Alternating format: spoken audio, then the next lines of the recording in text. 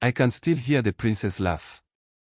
That awful laugh that echoed through the trees in the dead of night. It wasn't human. It was something darker. Something that shouldn't be.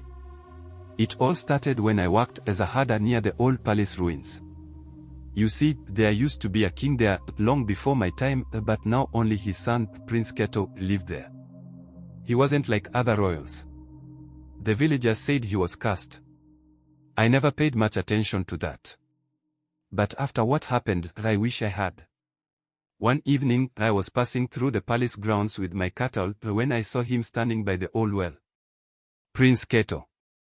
He was just staring into it like he was waiting for something. He didn't notice me at first, but then he turned around. His eyes were wide, wild, almost glowing. He asked if I had ever heard the stories of his family. I lied and said I hadn't, but he kept talking. He told me his father had been a good king, but he'd made a mistake, a terrible mistake. He had angered an evil spirit, and that spirit cursed his bloodline.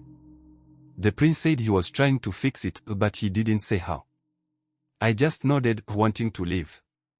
But then he smiled. And I'll never forget that smile. It wasn't right. His teeth were sharp, too sharp. I could see his gums, almost like they were rotting. The air grew cold, and I felt a shiver run down my spine. I quickly turned and started walking away.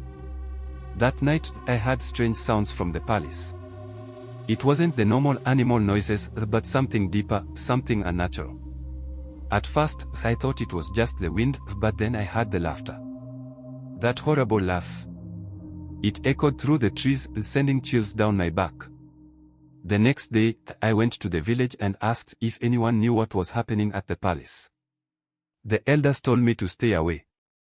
They said that Prince Kato was no longer human. That he had made a deal with the spirit that cursed his family. They said that at night he would walk the grounds, searching for souls to feed on. At first, I didn't believe them. But that night, as I sat by my fire, I heard the laugh again. It was closer this time, and I could feel the ground tremble beneath me. I grabbed my spear and ran to the edge of the forest, hoping I wasn't too late. When I got to the palace, I saw him. Prince Kato. His skin was pale, almost grey, and his eyes were black, like deep pits. He was standing by the well again, staring into it, just like before. But this time, he wasn't alone. I saw figures around him, shadowy, twisted shapes, their faces hollow. They were whispering to him, urging him to do something. That's when I knew. He wasn't trying to break the curse. He was feeding it. I turned and ran as fast as I could, but I heard him laughing, that dreadful laugh chasing me through the trees. It got louder and louder, and I thought it was right behind me. But when I looked back, there was nothing there. Just the trees whispering in the wind. I never went back to that place. The villagers say Prince Kato still wanders the palace grounds at night looking for someone to take his curse. And sometimes, when the wind is just right, you can hear his laugh echoing through the trees. It's the kind of sound that makes you wish you'd never heard it at all.